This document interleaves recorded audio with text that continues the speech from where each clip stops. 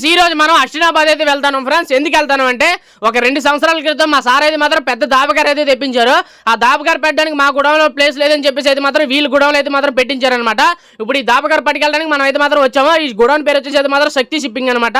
ఈ షిప్పింగ్ ఏంటంటే మాత్రం మనకి వైజాగ్, చెన్నై, కలకత్తా నుంచి అయితే మాత్రం సామాన్లు వేసుకోవచ్చు అనమాట. షిప్ మీద అయితే మాత్రం మనం ఏమైనా సామాన్లు తెప్పించుకోవాలంటే మాత్రం ఆ షిప్పింగ్ లో అయితే మాత్రం తెప్పించుకోవచ్చు ఫ్రెండ్స్. చాలా తక్కువ రేట్లకు వస్తాయి.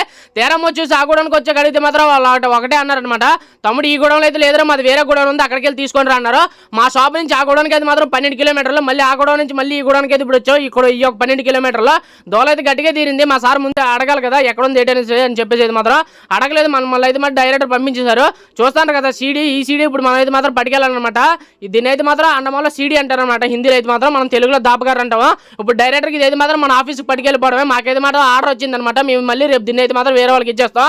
ఇది ఫ్రెండ్స్ ఈ రోజు నా డ్యూటీ అయితే మాత్రం మధ్యాహ్నం వరకు. అన్నమాలకు సంబంధించిన మరిన్ని వీడియోస్ కోసం మన ఛానల్